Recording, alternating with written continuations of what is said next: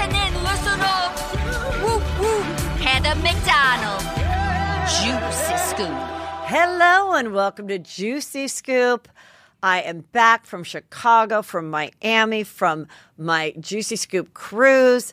I'm going to get more into that on Thursday's show and Patreon, but there's just so much Juicy Scoop to cover right now in the news. I want to get right to it. So unfortunately, I'm going to start with a really tragic story. I'm sure you've heard by now what happened on the set of this movie called Rust with Alec Baldwin. And I really just couldn't believe it when I heard the news. This cinematographer, she was the head of photography. So she's behind her camera. The director's right next to her. And this is an old Western movie that they were shooting in New Mexico. And Alec Baldwin picked up the prop gun, which was like a real gun from that time, from the 1800s. But it was supposed to be a cold gun, meaning there's nothing in it. And they were trying to work out the shot, and there was a shadow. So they were lining up the shot different than they had planned. And he picked up the gun and sort of was planning how he was going to put it out of his holster. And all of a sudden, they heard a pop, and the female girl, let me get her name. I want to make sure I know her and I say it correctly. 42, married mother, really had worked her way up in a field that a lot of women are not in. She gets hit in the stomach and says, I can't feel my legs. And then the director gets hit in the shoulder. Alec is like, what the hell is happening? For people that know the story of Brandon Lee, this happened over 20 years ago on the set of a movie. It's happened on sets of movies before, unfortunately. Her name is Halna Hutchins. Halna Hutchins. So tragic. She was rushed to the hospital. She died, leaving a husband and a young son. It's just so sad. I can't imagine what Alec Baldwin is going through. So what we have found out since is that this was a film that they were doing, I think, on a very tight budget. I don't want to say low budget. I want to just say tight budget. It was only a 21-day shoot, which is very short for a film. They're on the 12th day of it. Several of the crew members and camera members had just walked off the set like the day before, because you do 12-hour shoots, and it was still really a long distance from the hotel or from the lodging that they put them up at. And they refused to put them up at lodging closer to the set. And so these crew members felt that they were being mistreated, that this was not the way a film set should be run. So they left. So that morning, they were already late starting because they had to scramble and find some other people. Also, the person that is in charge of these guns, when there's like guns, and there's a prop master, and then there's someone who's more specific to armory. It's like an armorist. And there was an issue with that. There's been stories that there was a stuntman just 2 days before that was told that a prop gun was cold, and he did 2 rounds of it, and ammunition was in it. So even if it's blank ammunition, it still can be, it still can be really harmful. So I think it was blank ammunition that was told that there was no ammunition in it. Like they said, it was cold, meaning there was no ammunition, no blanks, nothing. There was. So he was thinking he was working with a completely gun that had nothing in it, and practicing before the shoot, before they were going to say action. Just so horrible. I can't imagine what he's going through, because this would just be such a hard thing to get over with. And, it's just interesting how the industry has made these movies happen during COVID, and they're so strict about the COVID restrictions of how, making sure everyone's been tested a million times, and then they let something like this slide, the most important thing. And unfortunately, the woman that was in charge of these guns, she was newer to that position. Her father did it before her. She was only 24. And So there's all these reports coming out of how there are many people working on the set were concerned that not everything was being done correctly on this set. And I can't imagine how the people that just quit the day before felt once they heard the news. Like, it just must have been like, am I in the Twilight Zone, you know? Which the Twilight Zone, the movie in the 80s, there's a horrible tragedy that happened on that set too. It's just crazy that this stuff happens, you know, in 2021. This is why unions were created, to make sure that everybody is safe and that production doesn't cut corners, which causes people to not only not be safe, but, you know, not have meals, not, you know, get their proper rest, have enough time to rest before the next day's shooting. So in the case of these guys that these people that left the set, they were saying that, like, they weren't getting enough rest at night. They were working 12 hours and then they had to drive over 50 miles to get home just to sleep. And all they were asking for was that they provide lodging closer to the set. And they said no. And they're like, we're out. That happened the day or two before this tragedy. So very, very sad. I think we'll find out more about it. Also, Brian Laundrie's family has announced that there will not be a funeral as autopsy results have come back inconclusive. As you guys know, over the weekend, you know, it was like a play-by-play of what was going on. It was partial remains, and then but it has been proven that it is his body. I guess they say partial because it was out there for so long and it was swampy. There's also a notebook that was found, a water bottle of his. I'm hoping that there's some information in that notebook that I don't know what the, you know, where it goes, if, you know, because it's his personal belongings. Do his parents get it and it's up to the parents to share that, or because it's part of an open investigation that the detectives can read that notebook if it's legible and let us know if there was anything in there. It's interesting that they were looking for him, and then the minute or 30 minutes after the parents decided to help with the search, they did find the body. So there'll always be a question: is had the parents known that this was his plan and allowed him to go off on his own and end his life, and then finally, after a certain amount of time, was like, okay, let's, you know, put our son to rest. Let's find him. I can see why they wouldn't want a funeral, at least not a public one. But, I mean, this was just a crazy case and very, very sad. And I still hope we get some of the answers. And I hope we get some of the answers about the two women, the female couple that were shot. How did they die? And I guess, do they know how they think that Brian died yet? No, they have no idea. So they still don't know. So we don't know if it was a shot to the head. We don't know. And the autopsy was inconclusive. So yeah, so we still don't know how he ended his life, which is so interesting because you don't know if, like, he went to the woods and took a bunch of pills and just went to sleep, and where it was found was like super swampy. Yeah. So maybe some of the animals got to him, but I just wonder, how did he end his life? I hope that they find out, but it might be hard if it was like taking a bunch of prescription pills and just going to sleep in the woods. That would show up in the autopsy. Yeah. I don't know. We just don't know. I think we'll find out soon. But this was also a really crazy story that just came out from People magazine. This man allegedly confesses to murdering and dismembering his wife during the anniversary vacation in Vermont.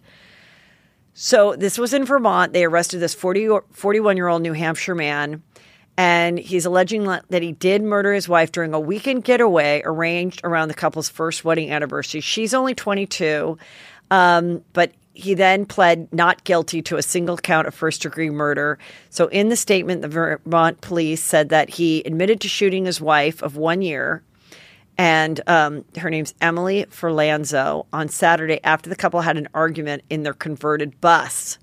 It's not a converted van. It's a converted bus. I'm just not a fan of this anymore. The trip was intended for the couple to celebrate their 1 year anniversary, and He said that the report said that Joseph drove home to New Hampshire without his wife. And the woman's parents called the police after Joseph allegedly told them that Emily stormed off after an argument. That's always a common thing. Oh, she got mad and ran off. It was unclear what they argued about. Well, who knows, what they argued. Probably not. There probably was no argument. Then he agreed to speak to investigators Tuesday afternoon and allegedly told detectives that he had killed his wife early Saturday morning inside the converted bus. And then they also located other evidence that corroborated his account of killing. And they said that he told the police that he drove the bus to St. Albans and used a handsaw to dismember Emily's body. And the body was in the bus. So that's what I don't get. So, I mean, that he could kill her and then go to that extra step of dismembering it. I don't know what kind of human that is, who has that mental capacity to do something like that. Then this went viral all over the weekend, okay? And now it's been disputed. So there is a viral post being shared in an outdoor hiking and other community groups on Facebook that recommends that you change your voicemail with a recording of where you are rather than call 911. I didn't read it rather than call 911. I read it as, if your phone is about to die and you're like lost in the woods, change your outgoing voicemail message, because even when your phone dies, if anybody calls it, then you'd say, I'm running out of juice. I'm in Yosemite. I've escaped from my boyfriend. We converted a van. I regret it. And now I'm in the woods alone. Come get me. And then the phone dies. And then if anybody's calling you to hear you and they get the voicemail, they would hear that. But then other people said, well, no, you won't. But anyway, so then they said the post contains some potentially life-threatening misinformation. First of all, if you have a weak signal or a low battery and need help, do not waste time trying to change your voicemail. Call 911 immediately. I read it as a tip saying, if you can't get through to 911 because you have bad signal, at least change your outgoing message while you have some juice on your phone, because that you'll be able to do without needing a signal to get to a call. That's how I understood it. But if you use up the last of your battery changing your voicemail, nobody's going to know if you need help. Second, you cannot change your voicemail when you have no cellular signal. It's just impossible. So maybe that is true. What you should do is make use of Adventure Smart trip planning app. Maybe this is an ad for the Adventure Smart. How about you just don't go on an adventure? How about that? You can use this app, trusted friend, when you expect to get back, and it will alert them if you do not check in. You can use it for any backcountry. I agree with doing any kind of app, letting everybody know where you are, having trackers on each other, juicing up your phone before you go on a hike, or just don't go on a hike at all. That's my advice. Real Housewife of Beverly Hills. Well, we had the second one, and it was juicy. Erika Jayne, I'm going to answer all the questions, Andy. And he asked them all. And basically she said, I tried to make that man look good. I tried to show him in the best possible light. I don't know who Tom Girardi is. What was I supposed to do, Andy? What was I supposed to do? Every paycheck I got on this job, I gave to Tom Girardi. And then all my finances were being held by the firm. Where was I supposed to go? What was I supposed to do? And this has caused a lot of conversation. She knew that he was having affairs. She knew of 3 women. The third one, she found out the day she was leaving. And she's like, I found his flip phone. And she'd sent a topless photo. So I wrote back, nice tits, sugar bitch, or something. You dumb bitch. Nice tits, you dumb bitch. Ha, ha, ha. And, but the other part is she answered, they said, why are you leaving him now when you're with him that whole time, now that he really does need you and he has Alzheimer's and dementia? This is when you leave him. And I'm going to say, you guys, I've talked about her so much. I thought she came off really well in the second part 2 of the reunion. I thought it made more sense. And look, I think that she married a rich guy. She lived a really, really wealthy life. I think she found out that he was cheating. So now the relationship was no longer this guy that she thought worshipped her. She got, he just screwing other people, judges, this and that. This isn't as fun as I thought it was. This shopping isn't as fun as I thought it was.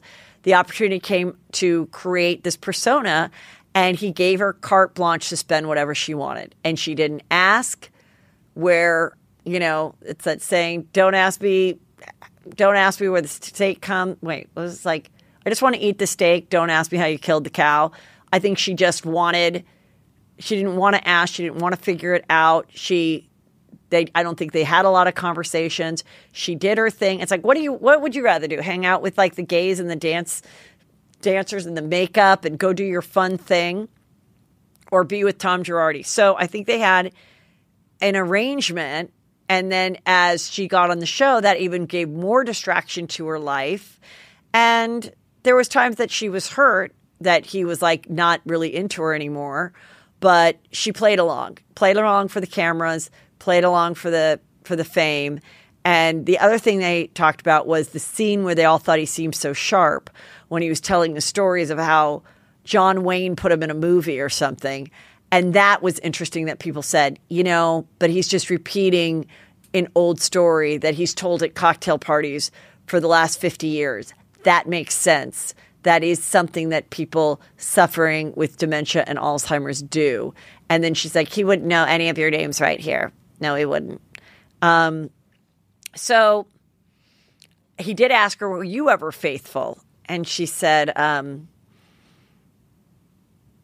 it was a very long pause. And then she's just like, well, yeah, no. I mean, now that we've broken up, no, now. And they also brought up the song, Expensive to Be Me. And she's like, please, it's a campy song. It's something fun. It was not supposed to be taken seriously. It's expensive to be me. So maybe Lisa Rinna was right. Maybe I'm on the right side of history. Okay. Lisa Rinna also got into the fact that who broke up with whom when it comes to my daughter Amelia grading Scott fucking Disick. And you just read the press that Amelia did it. And she said that it did not help that Scott Disick got caught for DMing Kourtney Kardashian's ex-model boyfriend, wanting to rip on how ridiculous Kourtney and Travis's PDA is. When that came out, that really turned off Amelia Gray, and she moved on. But then she said, why can't it be Harry Styles? I'm like, what? So I've got a Harry and you've got a Harry. I'm like, is it Harry Styles with Jason Sudeikis' ex-wife?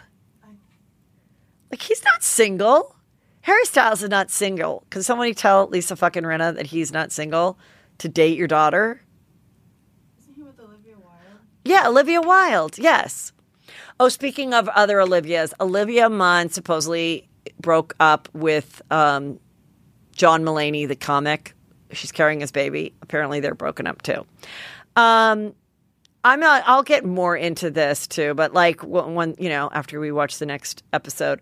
But that was really the juiciest part, is that she was answering a lot of the questions, and I was watching it and I was like, okay. She's like, I hear from so many women that have written me over and over. Erika, I was in the same situation. But I think there's also a lot of men who give their check, every paycheck, to their wife if the wife handles the money. So not that doesn't mean that you're like a weak woman that you do that, or that you're a weak guy that you do it. She started making the housewives checks, and she, turned it over, said it was going in so what she thought was the right account for the right taxes for this and that. And then she would get to spend whatever she wanted on that Amex card. So she didn't have to write any checks. She wasn't writing the electric bill check. She wasn't paying the gardener.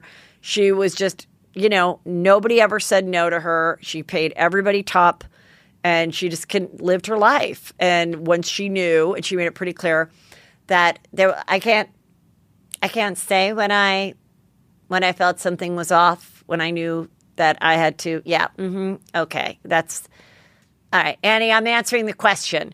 Anyway, she gets more pissed off in the future, which is good.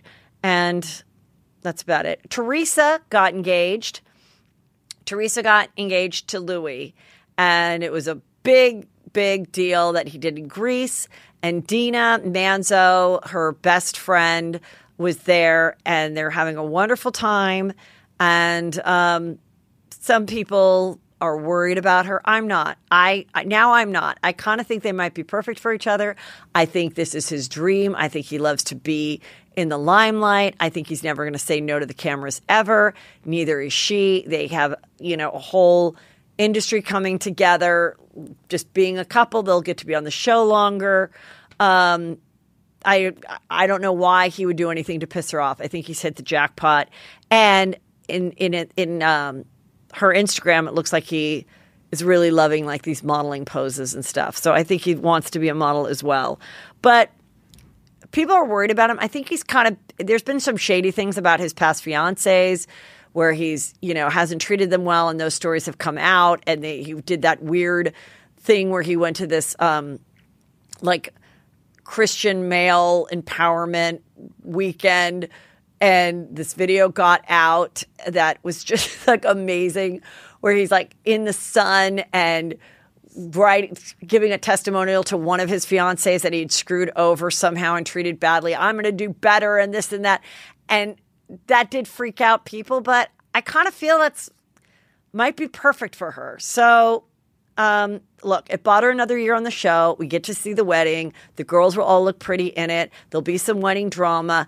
It buys her another year or two on the show. And he gets to finally be the hot guy that he dreamed that he could always be, because I saw his high school picture and he wasn't, which is fine. It's called a glow up.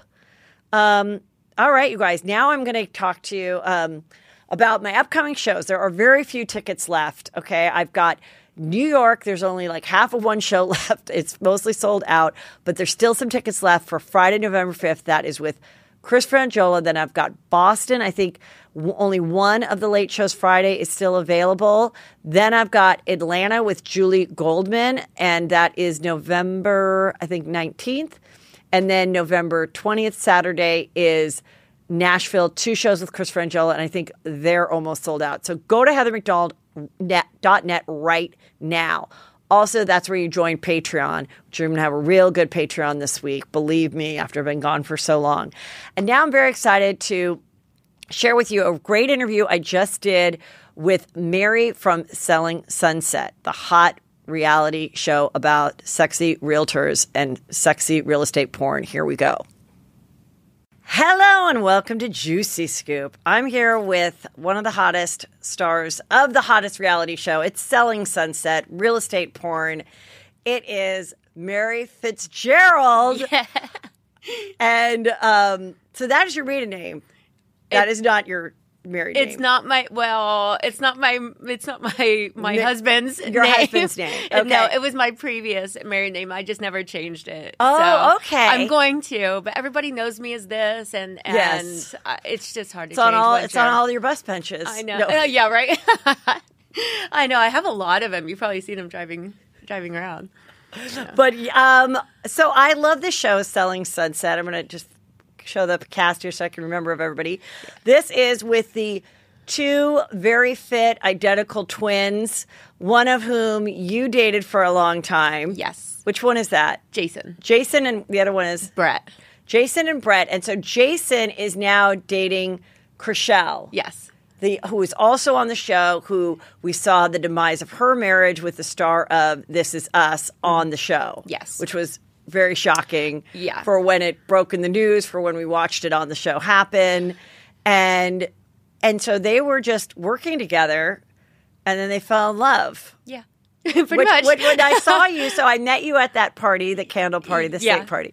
And I'm like, so what do you think of that? And you were like, well, I knew for a while I had to keep it a secret. Yes. So was that at all weird, being that you dated him, that these were 2 of your friends and co-stars and co-realtors, and like, tell us everything you can tell us. Okay. No, it wasn't weird. It was it was inconvenient sometimes because I was constantly at third wheel. And I mean, when I found out pretty soon. They were friends for a long time. I noticed that they were getting close as friends, but I think Chrishell was dating that guy from Dancing with the Stars. Oh, right. Okay, so she was on Dancing with the Stars. Yeah. But she wasn't dating her partner, right? She was dating a different dancer. Exactly. Okay, that's where it got confusing because that's what I thought. Right. And then they're like, no, she was dating her. Okay, so she was dating the other guy, and his name was like something with a K, right? Yeah. Okay. Yeah. Okay, But he's such a douche. I don't want to. So they were dating, but she basically insinuated that he was untruthful. So I don't know what that. Wait, who was insinuating? Chrishell in the breakup was kind of saying like, oh yes, that she felt deceived somehow, whatever that might be. Yes. I don't know if that means cheating. I don't know if that means you not being truthful about your intentions. Yes, but it seemed like it ended not well. It did not end well. No. Okay. So then she's single again. Yes, and I will say I don't think she has a type. No, she did. She went from like tall blonde actor to sexy black dancer to fit, twin realtor. I don't know what you want. So. Yeah, she doesn't. I think she just wants a nice guy that she connects with. Yeah. And she really doesn't care. She just wants that connection. She wants love and someone that treats her well. And lets her be her. Doesn't try to control her. She's really strong. She knows who she is. And so just whoever fits into that. But unfortunately, the guy before Jason was not a very good guy. Yeah. So then so you started to just get the vibe without you knowing, or? Well, I know Jason very well. Okay. And so I could just tell. I think that the relationship probably started about a week before I figured it out. Okay. I don't know how many dates I was on, and I didn't know I was the third wheel, but because the three of us went out all the time. And at that time when the romance first started, the cameras are there or not? No. Well, okay, because then we found out when you guys went on the European trip where we saw a bunch of you from the cast having the time of your life, and so that's when they said, okay, like, did they say it with like a photo, or did they make an official announcement? I just remember seeing all the Instagram She did it photos. with the photo. Okay. We were all there. We're like, do it. Okay. And because they just wanted to be able to enjoy the vacation and not be kind of sneaking around. And they kind of felt it out for, I think they've been dating maybe about 6 months now. So when they made the announcement, they'd been dating for 6 months. But when did all their mutual friends known for like 5 months, or only right before the trip, or what? I knew basically the whole time. Okay. I think Amanda knew for a while, maybe a month less than me. They kept it very, very hush-hush. And then we even went to Vegas, and Emma and a bunch of our other friends were there, and people were saying, oh, I think that they have something going on. And she's like, no, Chrishell said no. And I was like, she's like, what do you think, Mary? And then would Chrishell go back to like I don't know. Would she go back to like her own room? Yeah. And like still continue with this facade and everything among the friends? Yeah, they would go into their own rooms, but then they had adjoining rooms. Oh my God. So no one would know. I mean, I knew all of it. So then I would like go, and I would have to be out with them, and not have to because I love being with them. Right. But then Jason on occasion would, when we went to Vegas, my husband was sick, and so he had to go back to the room. And so we would all be out, and Jason would try to cover for it so people wouldn't see him like being affectionate towards her. So then he'd start being affectionate towards me, put his arm around me, like kissing on my cheek, and I was like, okay, I think you're going a little overboard. I was like, my husband's gonna like be like, hey, is there something I need to know? And so I went back to my husband, and I was like, Romaine, so if you see any pictures where Jason's getting a little too cuddly, it's because he like overcompensated trying to like throw the scent off of them. And so it was fun. It was pretty funny, but I'm not a good liar. Yeah. And so when people would ask me directly, I'm like, I mean, I'm sure he would want to hook up with her. I don't know. And that's all I could say because I can't, I'm just bad at lying. When a couple is equally in cahoots of like, let's keep it quiet because it's not only a work thing, it's a celebrity thing, it's a real estate thing, it's a reality show thing. Yeah. Like, when, like, I just imagine the couple, like, it happens, right? It's like a romantic, and it happens, and it's like, we cannot, you know? And I feel like it's one of those dry bar movies, like, doot, doot, doot, you hear the dumb music, you're getting your hair dry, you're like, this movie from 2000 is weird, but that's what I feel like this would be. Yeah.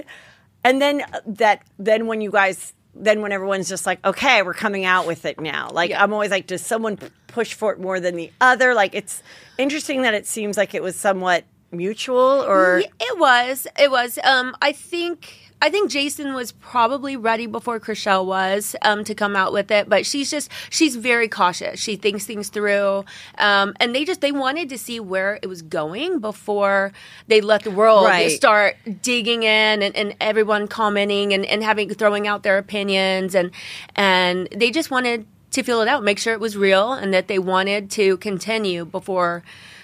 Because it's hard. You know, when you're in the public eye, everyone has something to say. Everyone's trying to either promote you or tear you down or whatever.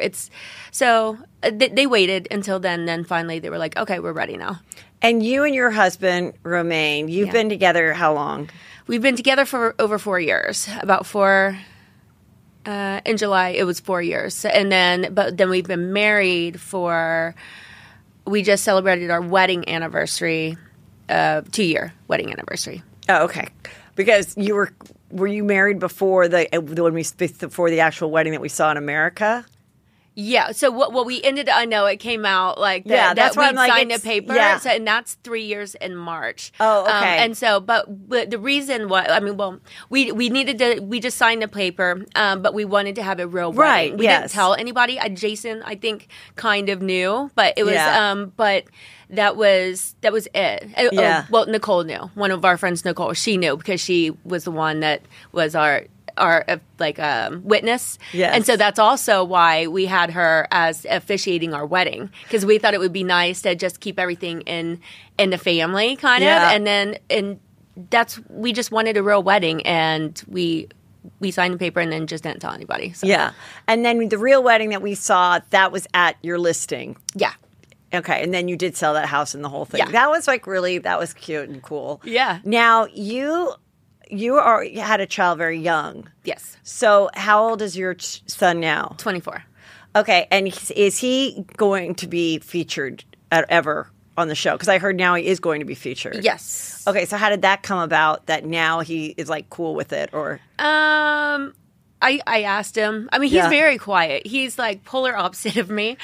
He was shown, he walked me down the aisle at my wedding, my dad and my son. And then he was on, I think he'll be on season 4, just at one of the parties. And then in season 5, I believe he's going to be on the show a bit more. Just about, because I moved him out here. Oh, okay. And just kind of about what I'm going through with him and trying to get just mom stuff. So where did you grow up? Indiana. And then, and that's where you had him? Yes. Okay, so then when did you come out here? Right after I finished college. So that was... so you were pursuing college with a baby? Mm-hmm. And were you married to his dad? No, his dad left when he was 6 months old. I've never really heard from him since. So how old were you when you gave birth? 16.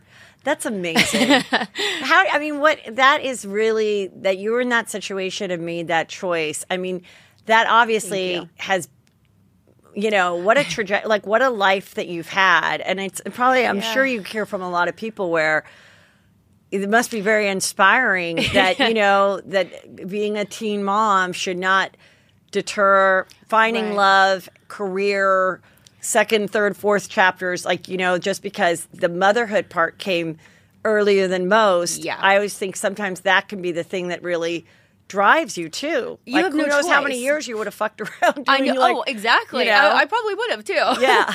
And so now I think that's a misconception, like that I want to have a baby right now, and everyone keeps saying stuff about like you should have another baby now. A baby now, and Romain's younger, and I want a baby now. I'm like, no, I don't. I'm still like taking care of my 24-year-old. I'm like, I have been a mom since I was 16, and but it does make you grow up very fast. You don't have a choice.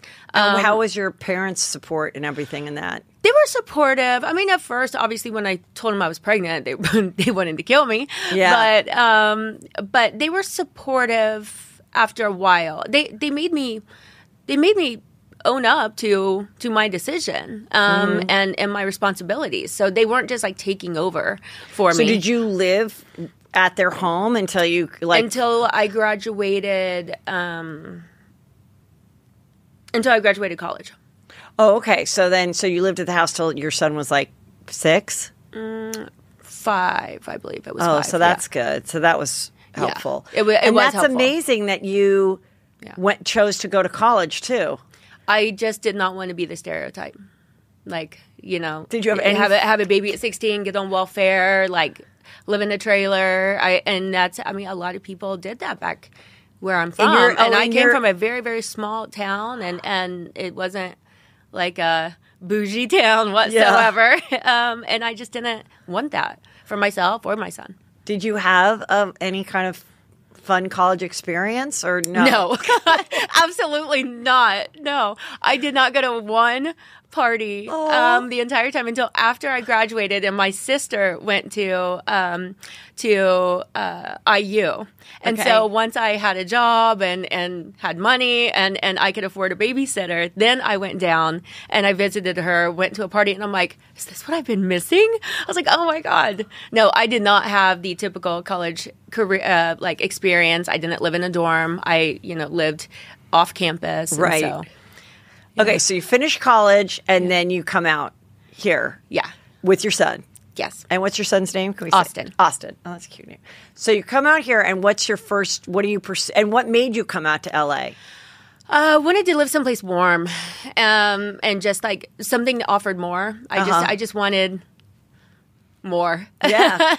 And so I was thinking either Florida. I love New York, but it's too cold. So I thought Florida or LA. So I came out to a friend's house for a week to kind of test it out, look around. Loved it. So basically went back home and started making plans to come out.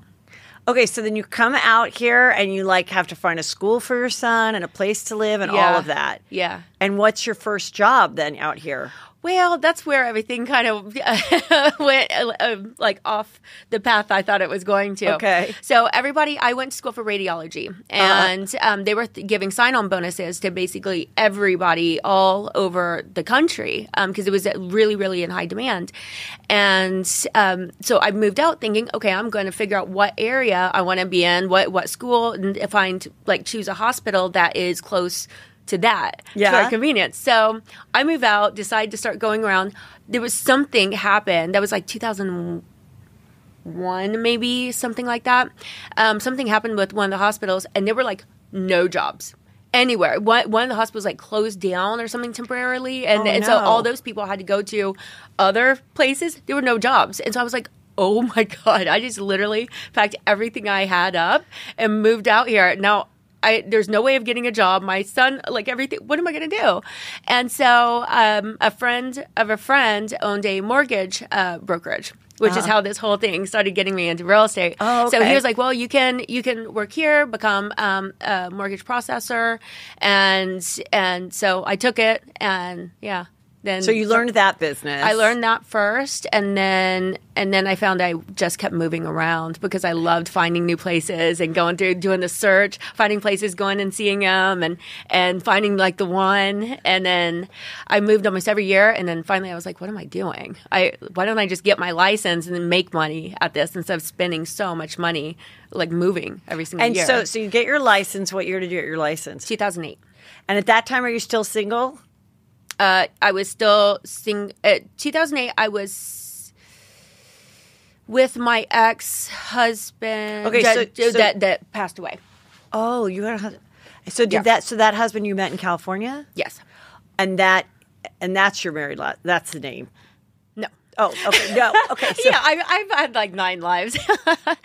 No. So you married this guy and he passed away. Yeah. So I'm sorry about that. Thank you. And then okay, so then you're a realtor and you're single, and then when you marry the next husband? Yeah, a couple years later. Okay. And so, but he was not exactly a good guy. Okay. Yeah. So I left him. It wasn't a healthy relationship at all. And so I left him, and then he was in England, and so we moved to the UK for a while. And You did? Yeah, I lived in London For how long? like a year and a half. And you're with your son, went to school there and everything? Did he pick up a little English accent? Not really. I mean, but he felt pretty cool. He was like the California kid, and he felt pretty cool. But Yeah. it was very, very hard on him. Very hard. So I ended up moving back. I thought about staying there. My boss at the time, he was very high profile guy, and he could get me like the right visa to stay there once my ex and I split up. But my son just didn't want to stay. He loved London, but the school system is so different. He like the whole GCSEs and everything that he had to do. He's so brilliant, but it was very hard for him. So, okay, so you come back, you end it with that guy. Yeah. You come back here, now you're single again. Yes. You're doing the real estate. Yeah. When do you meet Jason? Well, Jason and I have known each other for about 15 years. Okay. So we were friends before, but just kind of lost touch. Okay. So I came back and then moved to New York. We came back and went to Arizona. That's where my mom lives. And so I got a job in New York, and it was my son's like last year of In high real school. estate, or are you doing other things? I was doing something else Okay. in London and New York. So I got out of it for about 3 years total. I know my life is so crazy. It's hard to follow. No, but I think that says a lot about someone that like you studied this very technical thing, radiology. Then being the mortgage processor is extremely like detail oriented Yes. and timelines and being able to like be organized. Right. Then what was your other career then you were doing in between the real estate? So I was working for the Candy Brothers in Knightsbridge. They are like real estate kind of tycoons. But a different kind of real estate. Yes. Okay. Different kind of real estate, but I was working with their high profile clients. So I wasn't actually doing real estate there. Okay. I was working with them with their high profile clients, and then they were doing the Project One Hyde Park at the time, doing some of the units there, like interior design and stuff like that. And so I was more like I don't know, like liaison for the Okay, so isn't that clients. but isn't it kind of interesting when you're like working with like billionaires? Yeah. And you didn't come from that kind of world. No. And I think it's just like I'm sort of fascinated, but I also think it's a really great career for a young person to get into, like even if it's because I think you get an education that you wouldn't otherwise get like about even I know it sounds like shallow, but like aspirational stuff and luxury brands and stuff. It's like you wouldn't Absolutely. know even how to pronounce some of these brands if you weren't like working and then knowing that how to upgrade someone and put on yourself on the phone and say who the person is and like I think that's such a great groundwork for then doing your own thing and actually being like the and realtor. now feeling comfortable working with all of these really high net wealth individuals, like where I'm like, yeah, no big deal. And where some people would be like, oh my gosh, like how do I? Like I'm just do a it, bumpkin. whatever. How do I know? But a bumpkin can learn. Who cares? Exactly. Yeah. And it's like everything I think is just kind of has been a building block to get me to where I am now and comfortable in any situation. I'm comfortable with like almost any type of client and any type of person because I've been around or been through ups and downs like with just about everybody. So yeah, it makes it easy. I guess. Yeah. Okay, now I have a question about that. So let's just talk a little bit about like these high profile and private people and super wealthy and like what are some, and this is like, I'm not giving you rough prep, but like, is there like something that you learned or a big mistake or that you would tell someone that's like kind of in your shoes that's now finding themselves in a level of socioeconomic business that they're not grew up in, that how to deal with these people the best that you could or something? I think you just have to read people, and because everybody's different, and you kind of just have to read people and what sets them off, what are they focused on? Because no matter what your income level is, everybody has something that's important to them. Everybody responds a certain way. Some people need to you have to guide them and be very firm with them and tell them what to do. Some people you have to like let them think that they are in control. Got it. But do Yeah. but easily guide them where they come up with they feel like they're the ones that coming up with the idea when really you're kind of guiding them to that idea so that in their best interest. And then Like, do you ever do like a subtle hit? Like, if you know someone is maybe you're like showing them houses and you know that they're sort of obsessed with, maybe they're not so obsessed with like the greatest location and the greatest building, more like where the cool people live or something. So then you'd be like, just drop a little subtle like, oh, and so this was interesting because Lady Gaga, she just lives over the corner. Like, of course, like those type of things. Absolutely, yeah. But I would totally do that because if that's what they're interested in and stuff, then that is gonna. That's important information actually because if that's what they want, or why even not? if they wouldn't admit it, but then you kind of you kind of picked that up. That like, oh, that might be something that 100% I would do that. Yeah. But I think sometimes a lot of buyers and sellers don't really know what they want too. Like where they think they do, but then you'll start like after a while you start picking up on but they keep like their eyes like just stop and they smile when they look at this like vibe, and that's not what they're telling me they want, but you can just read them, but you have to pay close attention. So then if like I'm someone like, who says, I like, know that this isn't what you want, but just let me show it to you. And then they're like, oh, I love it. And so you just have to like really study and read people. I think that's probably a common thing with people that say like, I'm fine if it needs work. I'm fine if it needs work. And then you show them the thing that's like clean and totally done. And they're like, yeah, this is what we want. Yeah. Yeah. They're like, oh, I can never do this. It's like, well, this is just like minor work. They're like, oh no, I can't do that. Yeah, so, exactly. Yeah. Okay.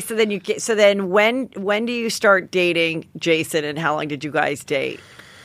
We started dating in, I think it was 2014 maybe.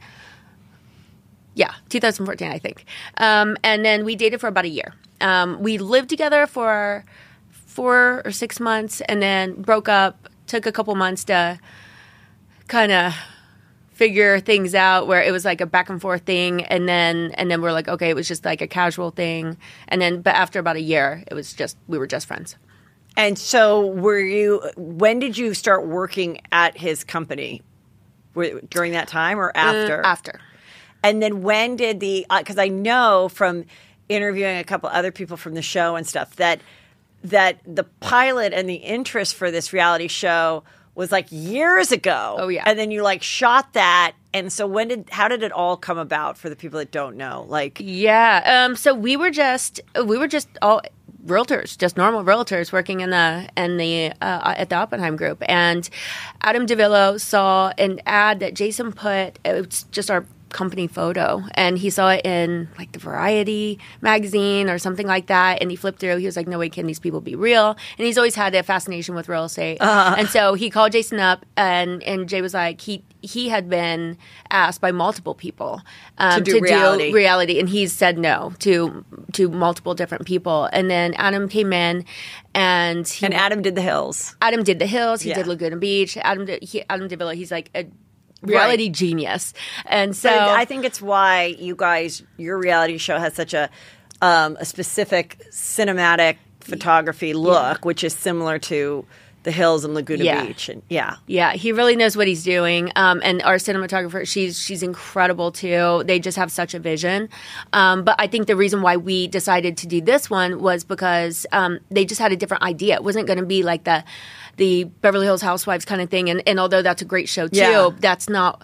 Jason has worked very, very hard to develop his image and the brokerage, and he didn't want that taken down by a show that just like, I don't know, makes it look kind of cheesy or not as luxurious as it is. And so we heard him out. He wanted to do like a women empowerment, women in real estate, like bosses and kind of a vibe. And so we're like, okay, that's pretty cool. Unfortunately, there has been way more drama than we anticipated. Yeah. We were like, I don't know how you're going to get any drama. We do not fight. We don't have any drama. And he was like, oh, you'll see. It ends up coming out. Reality has a way of bringing it out. And we're like, no, really. But it really doesn't for most of us. There's a couple people like it's always like it happens with. But for most of us, we're like, we just hang out every day, all day, and we're we're cool. We so, don't fight. So in choosing who was going to be featured on the show, Yeah. obviously he wanted the vibe of like the pretty people and the sexy girls. Yeah. But were there any guys that worked at this firm that were Yeah. like bummed that they weren't chosen? There's girls that work there and guys that work there, and yeah, some people are bummed. Some people are like, "There's no way I would be on the Right. show if you paid me $10 million. Like Yeah. it doesn't matter." They don't want anything to do with it, but they're just very private people, and they don't want. It's just not their gig. So, And then are people since it's been on trying to get with The Office in the hopes to be a reality star? oh yeah. And We get a lot of applications to join. Yeah, a lot. Yeah, and have anybody made it? Because I see on this next one, you took a photo. Now, are any of these people new cast people? they are. Yeah. Wait, here's Chrishell, right? Yeah. And then me, and then Yeah. that's Emma. Emma's been a friend for about 5 years. She's like big she- entrepreneur, but she's been a friend, But and she's not a realtor. she is. Oh, she is a realtor. Yeah. Okay. Yeah, and then Vanessa is She's next. new. She's new, and she was a realtor. She used to live in She's from Mexico City. She used to live in Miami, and then she moved out here. And she'll tell her story on season 4.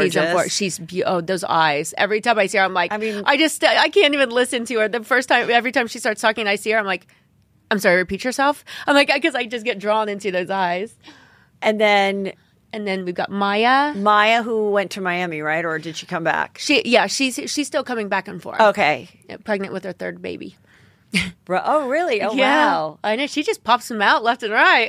And then there's Davina. Uh-huh. Is she still going to be on the show? Yes. Okay. And then, and what about Christina? Is she still on the show? Christine's on the show. Oh, Christine, okay. Yeah, and then Amanda. She had her baby. Yeah, Christine had her baby. And then Amanda, what'd you say? Amanda. And then she had the 2 kids and was struggling with her ex. Yes. And so what's her situation like? Yeah, so she's been my best friend for like 21 years. Oh, wow. Okay. She's also from Indiana. And so she's an agent. She does mostly design, though. She's like an interior designer. So she tried to start being an agent. She's like, yeah, this is not really my thing. Can I just do like all the staging and that's everything great. for you guys? And so she wants to do it a little bit, but that design's her passion. So Yeah, and she's doing staging is great. so important. She got full custody of her kids just Oh, that's recently. good. Yeah.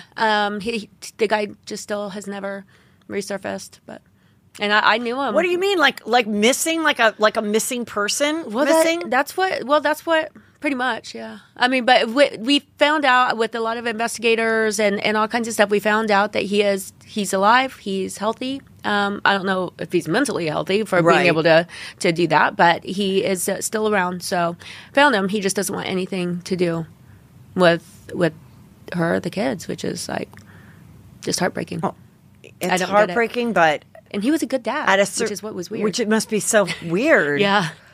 Really hard for her, but to have some resolution and be able to move on and have the support of the friends and the show and everything. I think that's good. Yeah, it is. It's like bittersweet for her because to get that, the full custody, she couldn't take them to a therapist. She couldn't take them anywhere because you have to Right. sign off. She can't leave the country. Right, the You can't do- passport thing, yes. You can't do anything. And so so she was like, this is not fair. Like, she had to get it. So finally, it just recently, I think about a month or 2 ago, it finally went through after 2 years. God, that must be a huge relief. Yeah. Okay, and then we have Heather Rae, Yeah. you went to the wedding this weekend. Yes. It was at Miramar. Uh-huh. In a Such a beautiful which is a resort. spot where Travis asked Courtney to get married is to. it? That's where the engagement was Miramar Hotel Oh. Beach. But I have a friend who just went to a wedding there too, so it looks spectacular. I have to say, I follow Heather Rae. I've met her. I've been on her show. Yeah. I'm happy this date came. I feel like this is the longest engagement. Maybe just because I follow on Instagram, but I swear to God, and look, every bride can do this, but I think this might be with anybody following a friend that's a bride or like literally there were just so many announcements that I get to marry the love of my life and da-da-da-da. So finally I was like, oh my God, it's finally here. Yes, it's finally here. I think they're just so excited, and Yes. and it was. just the cutest thing. I think I just look at her, and I think it was there at the wedding where I know she's like such a pure, just genuine, like the kindest person. And I'm listening to her, watching her, and she just radiates like she's like an angel. Like she just radiates beauty and radiates kindness. And her smile, she was glowing, and she's just so cute. Every 2 seconds, she's like, I just want to kiss him. Like when they're doing their vows, she's like, I just need to kiss him. Can I kiss him? And she's like, she was so cute. She's so happy, and she deserves it. She's been through it. Yeah, and it seems that very into her stepchildren, and that seems to be like they're working it out. Now here is my interesting thing of putting this incestual OC world together. Okay, so his ex-wife that he did Flip and Flop with, Christine. Yeah. Is it Christina? I think it's Christina. Okay, so they get divorced. She marries this guy named Ant. They get to have a baby. They get divorced. He's now with Renee Zellweger. Okay. She's now engaged to this other guy named Josh, whose sister is Heather Rae's like best friend, right? Oh, I didn't know that. I need to ask her. I had no idea. Wait, which one? Okay, when I did Heather Rae's podcast, can you just like look this up? Her name, she did the podcast with this girl. This is a juicy scoop. Yeah, I don't think they do the podcast anymore, just because I think they're probably too busy. Whatever. Yeah. And she wrote me to be on the podcast. Her co-host. Yes. Oh my gosh, I just talked to her this morning. Actually. Yes. What is her name? Quick, we're looking up. She just DMs me to do her show, and I'm like, oh, this would be fun. I watch Heather Rae. This girl looks cute. Jessica Hall. So I go to the show to do their podcast, and she's like, Heather, you don't remember we did this awful thing together, okay? That was this Halloween thing. Okay. That Ray Manzella, okay, who used to be Jenny McCarthy's boyfriend and made her a star. He always was working with talent in and around the Playboy Mansion. Okay. They were both girls that did some Playboy type of stuff, right? I don't know if they were centerfolds, but like, there'd be the other modeling stuff that you could do. Right. And they were models. And so he literally like called in everybody to do this weird Halloween thing that I did. And it was just, we were both like, that was like the worst thing we've ever done. But I was like, okay, now I remember you. And so then we had fun conversations on the podcast about all like the shitty modeling type of thing that you do that we were like, this is weird. Why am I doing like, they did like fit modeling. They did like hot girls just come to a party modeling. I don't know. There's so many things like that. Yeah. And you get to LA, it's like almost every single person that comes to LA does something like that. Now, did you do any of that, being that you're so attractive and living in, like, to pick up a little extra money? I did a couple. I did something right when I came, when I was trying to find the whole job thing. Yeah. Right when I moved. I did Punked. Oh, okay. I did it with Justin Timberlake and obviously Ashton Kutcher, and then there were two different ones I did, and then I did something for the Super Bowl. I went down as like a model thing for the Super Bowl. Okay, so yeah. So you're doing all that stuff. Yeah. Okay, so Jessica Hall, right, and her brother is Josh Hall, who is now the fiance. Oh my gosh, really? Just triple check this. I am telling you, I think I'm correct. I did not know that. That's so funny. Or somebody's written me the wrong info. I'll have to ask her, because I just texted her actually this morning saying, I'm so sorry, because I saw her there and we got distracted, and I was like, I'm so sorry I didn't like talk to you more. And she's like, you're so sweet. Christina Hack is engaged to a guy named Josh, right? Yeah. Is his name Josh Hall? Yeah. Oh. Is Josh Hall the brother of Jessica Hall? Because that is a crazy, and if they're both just named Halls, well, then I must have made this up in my head. But I was like, it's kind of cool that, hey, everyone's happy and everyone's friendly and like, I think that's the way it goes. And most of us, like, but they weren't there, Christina and no.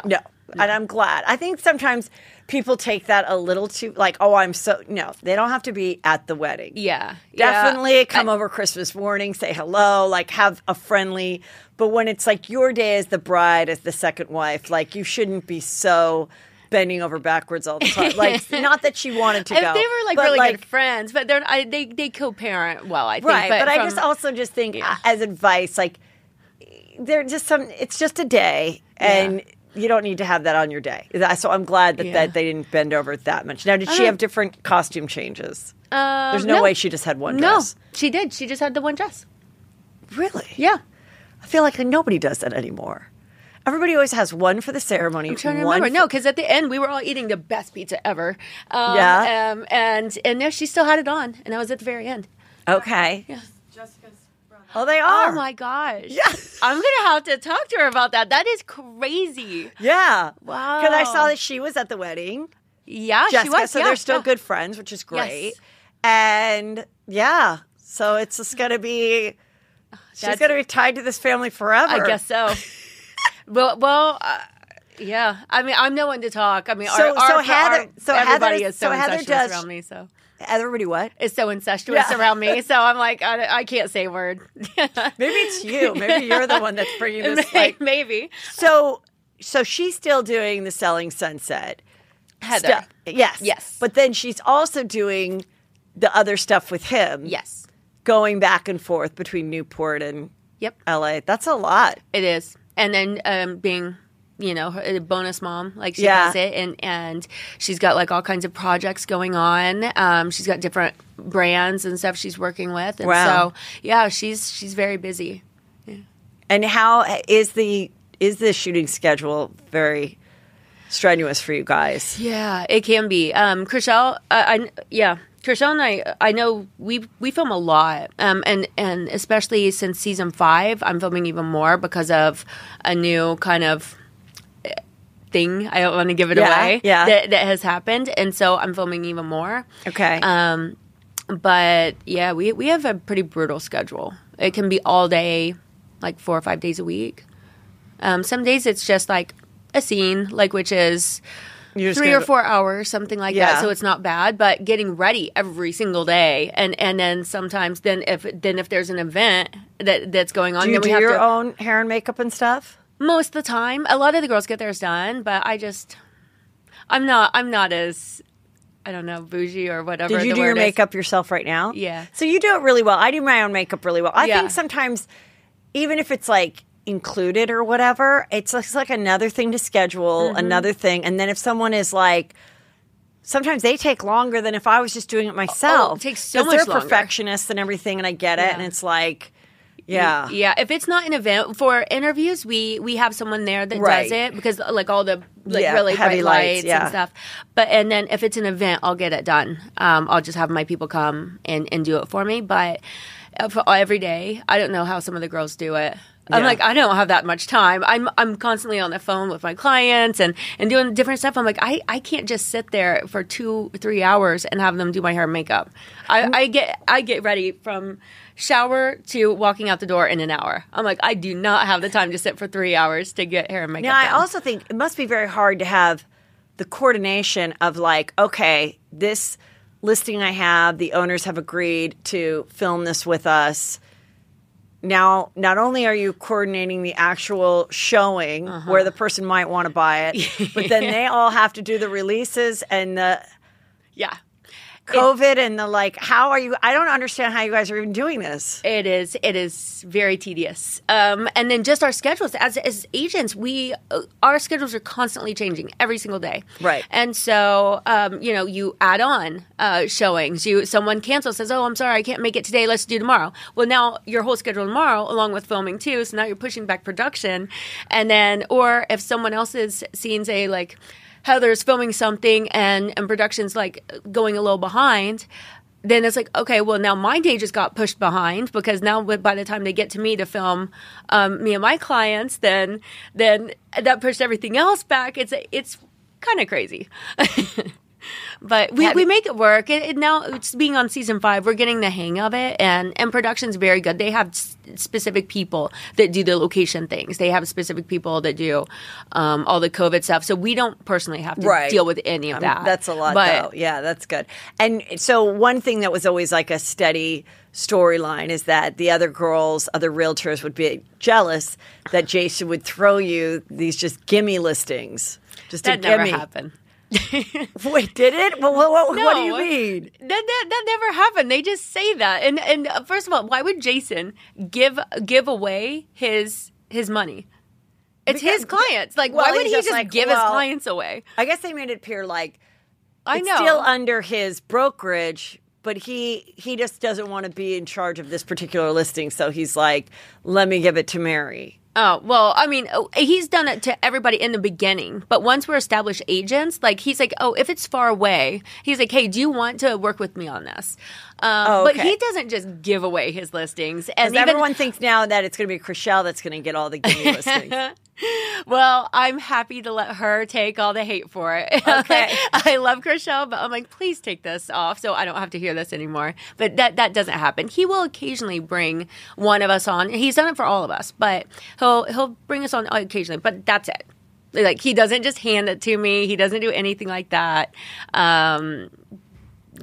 Have you ever had dueling reality show production moments? Like, you're going to a listing and then you're like, oh, actually, we just also interviewed with Josh Flagg of $1 Million Listing. Like, I almost imagine like there We was did actually. Wait, where was it? Yes, we did. It was at one of the big listings. that's And my phone. You just Oh, yeah, go ahead. Yeah. It's one of the big listings, and Jason was co-listing with. It must have been Altman's. Oh, okay. And I believe, I think it was with Josh. And so they both wanted to film, and so I think it was actually was it the $40 million listing? Maybe it was one of the big ones. Okay. I can't remember which one it was. That's so funny because there was this show on a million years ago with Lisa Kudrow called The Comeback, and it was like kind of ahead of its time. It was a show about a woman that was almost doing a reality show to get back into. And they go to like film her daughter at school, and then another production comes like we're already filming this other reality show at the school, and that's what I'm like imagining, like you guys going up like windy hills, and then Everybody's like, Yeah. no, we're filming here. Yeah. I think, I don't know what the outcome was on that. I know we filmed. I don't know if they also got to film, but just on a different day or different something, but they won't do it at the same time. yeah. But it does happen. So you mentioned before Romaine, one of my favorite lettuces and reality show husbands. What is he up to? He is a project manager for Oh, okay. all of the projects that we do. One of our companies, it's also like how we keep everything in the family. One of our really good friends owns White Glove Estates, and they do a lot of our clients' homes, all of Jason's homes. What is it? What does that do? What do you mean? Like construction Oh. and remodeling. For anybody that wants to either just spruce up the house before listing, or they buy it wanting to flip, or just buy it and remodel in general. Ooh, that's nice. Yeah, and so Romaine is the one that's in charge. He takes over like the whole projects to make sure. Is it he's what the project is it manager. hard to find? I feel like it's very hard to, even if you want to get the work done right now, at least where we are, it's very hard to find enough people to do it. Yeah, right. there's so much going on, so much construction. It's basically the same thing as the market, where Yeah. there's so many buyers out there. There's so many people wanting to do stuff to their homes. And people have done well in the stock market. They've refinanced or and everything, and pulling money out and to make their home like fantastic. During COVID, people were doing it a lot too. He and I like never quarantined like for more than maybe a couple days during all of COVID because we're both essential workers. And so we were busier than ever. Yeah. Right, exactly. And so let's just talk a little bit about like the real estate market and stuff. Yeah. What are some tips for you? What would you give just to a buyer that's, because it's like now it seems like everybody wants that clean, modern look. Yeah. Every house like is being knocked down and make that modern look. Like, what is your opinion of that? Do you think that'll be old? Like, what's your tip? Don't go ultra modern. It's already, people are over it already. Really? Yeah. What? What about the farmhouse? Oh yeah, modern farmhouses, but like the super like ultra modern, like all white, like all either all white or all black, like where it just feels very cold. Yeah, that's not what the majority of people are looking for. Okay, there what are some is a people new from thing? Europeans are coming over and they want that because it's polar opposite of what they have. Okay, but so they still want it, but for the majority of people and buyers in general want something a bit more warm, like where it's like the modern farmhouse, Cape Cod, like it's traditional kind of Cape Cod-y kind of styles. Mid-century is becoming pretty popular, where it's not full mid-century, but it's like, you know, kind of a today's mid-century. What do you think if someone was going to redo their kitchen? Do you still think it should be the white marble? What, or like when, you know, how everyone has the same white countertops? Like, Have what fun should with be? it. So, what do you think? What would be the good thing to get that will be like take you so it'll look hip for the next 10 years? Yeah, I think just pick something like with a really pretty pattern. It doesn't have to be all white. If it's something, if you're trying to cut costs and you're trying to do a flip, stay kind of neutral, yeah. so that you can always change the colors of the walls. You can do different things over the years, and that will still remain good. But do it in a good Quality. finish, but don't go overboard. Otherwise, you're going to lose money. Yeah. If it's just for your personal home, I would say like the white and gray kind of marble, or like black and white kind of marble, but like a really pretty pattern to it. Yeah, you can't go wrong with countertops. Like, I think that's kind of a center point of the kitchen. So it's a great way to spend money. Do you think that the movie theater room is over with? No, I don't think it's over with. But it just depends if you have the space. You know how how you go into like older houses and it's like a big sauna. Yeah. And you're like, well, who wants this big sauna? I do. So you want the sauna. Okay. I love my sauna. But, okay, so you want sauna. Okay, so like, you know how like there are certain things that over time everyone wanted the big movie theater room. Yeah. And I just wondered if now, like, if people are not into that much, because do people really have a bunch of people over watching a movie anyway? Is it that big of a deal to get a screener? Like, everyone can watch their thing on their iPad. Or maybe that is cool because it brings people together. I don't know. I think in certain homes, like if it's like a five-bedroom home, a lot of times they still do like a theater in one of them. But you can also do it, at least for staging purposes, you can do it like a normal room and just have it you can put this sound resistant padding on the walls that looks like wallpaper. And so if someone wants to use it like that, or they can use it like as a gym where it also reduces the sound and you know, you won't hear weights and everything outside of the house. Yeah, so you can kind of do it multi-purposed room. And then if someone needs the bedroom, well, it just looks like wallpaper. Put your loudest kid in there. So are you currently still taking listings? Yeah. Okay, so you still absolutely are absolutely doing it. Absolutely. And just sold French Montana's house, actually. You did? Oh, really? Oh, where's that? Yeah, in Calabasas. Oh, nice. Yeah, and then and then he got another. He already bought his other house through somebody else, but then he said, but that was before he listed with us, and so hopefully when he sells his new one, because it's big. It's like 16 or 18,000 square feet. Wow, it's really big. Yeah. Yeah. And do you think people still want those big houses? Some people do, I guess. I mean, that's pretty big, but some people do. But most people just can't afford them. Right, yeah. So, I guess if you have enough money, I mean, I wouldn't want to live in a house like that. But I mean, that's like too overwhelming. Like to have, the staff, and like even if I had all the money in the world, I don't think that's how I would. Yeah. That was never my dream of like being wealthy. Yeah. And so what's the biggest thing about your life changing in the last few years? Being famous and all of that. What's been the best part of it? Besides being on Juicy Scoop. Well, this is one of the highlights. Yes, yeah. I would say just all the opportunities that it's opened up with clients, with just brand collaborations.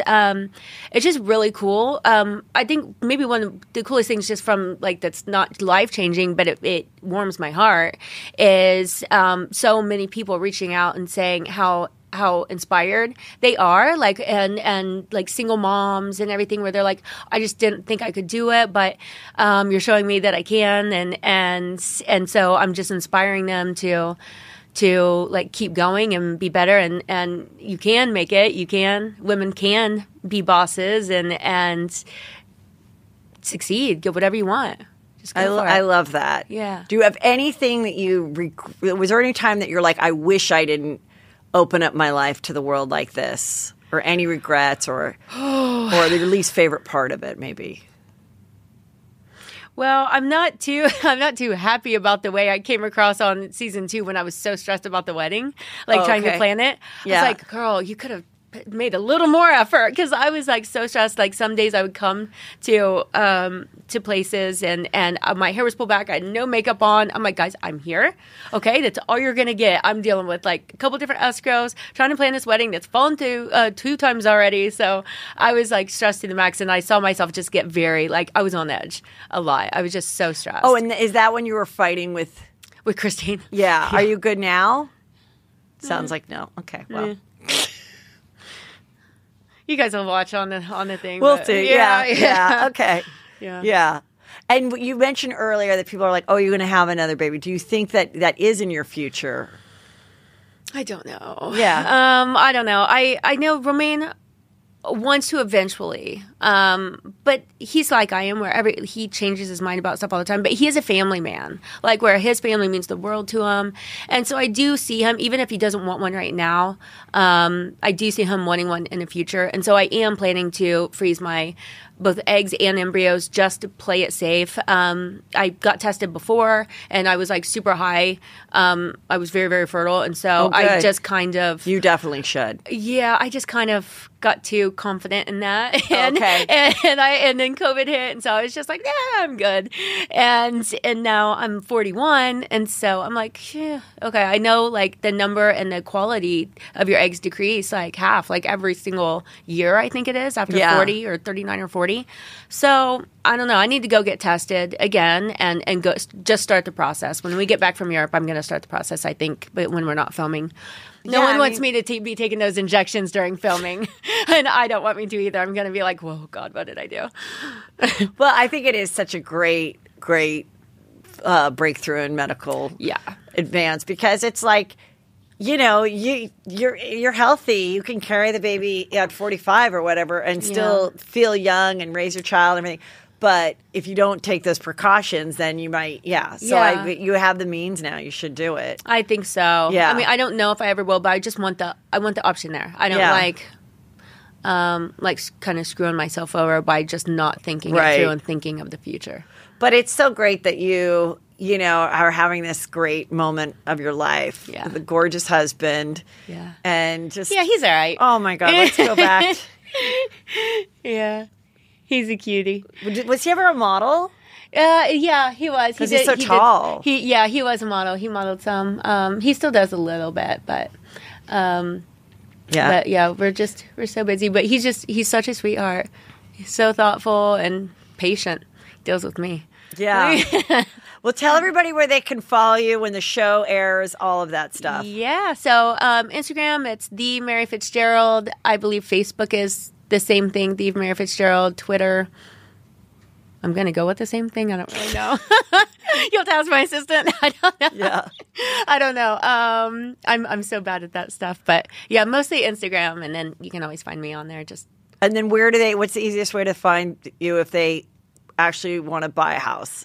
Ooh, you can go to the Oppenheim group, ogroup.com, or Mary at ogroup.com. You can just email me and I'll sell you a house. Yes, I love it.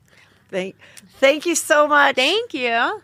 Okay, here's my bonus question for you. Yeah. Because I like to always ask hot female realtors this. How many times has someone tried to act like they're interested in something to get you? Act like they're a big buyer. A billion times. Like, oh yeah, it's like more than I could even count. How do you, tell me a story, and how do you get out of it now that you're married, and now that you're known to be married, probably not, but when you were single looking this hot? You have to get proof of funds first. Like, I looked them up. I totally vet them, make sure I can figure out who they are. I get proof of funds to make sure they can even afford the place. There are certain questions in the way you ask questions. Make sure that they either get pre-qualified.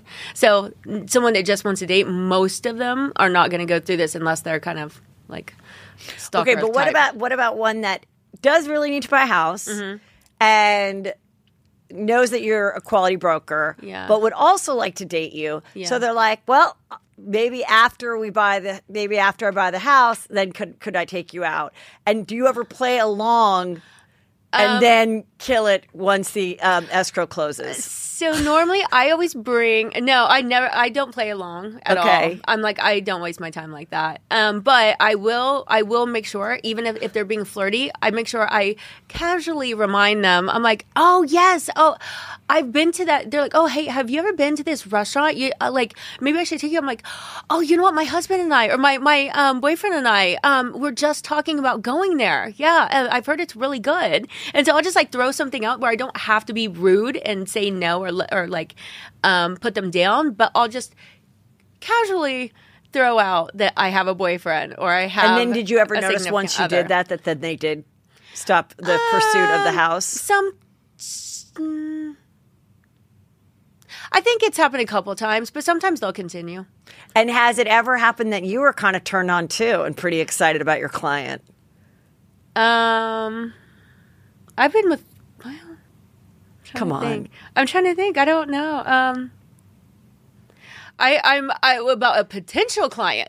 Someone reached out to me, or I was talking to another actor that I think is so hot because he watched our show and I was like raving about his show. He's like, shut up, no way that you watch it. And he said he just finished ours. He's like, well, I'm going to be coming out to LA and hopefully I'll buy a house. I was like, oh my God, you better use me. He's like, definitely. And so, yes, I'm very attracted to him. I'm very turned on by him. Yes, but my husband. But you're not. I told my husband though. No, I'm like sitting right saying, next to him. I was like, "Oh my God, Roman! Guess who just like messaged me?" Yes, so but I'm saying, did you ever before Romaine, in between single times, being like, "Ooh, this could be kind of hot"? Not really, because I've had boyfriends like kind of like consistently. Oh, you're like a serial girlfriend. Yeah, yeah, pretty much. I'm not really a single person very often.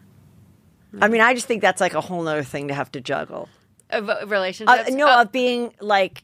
dating and stuff. Or possibly dating the client or not dating the client or pursuing or being like, or being a little bit excited because you are dating the person. Or what about if they're married and the guy is like extra flirty? Oh, I know. Yeah, that would really suck. I mean, I think in those instances when like the woman's there, I immediately speak to the woman, and then I'm polite, but I always acknowledge her first, or I text her or email her first just to show respect, because that is a difficult situation. Try to dress appropriatly so it's like your skirt's not too short, your boobs aren't out too much, and then just always give her the respect where there's no misunderstanding.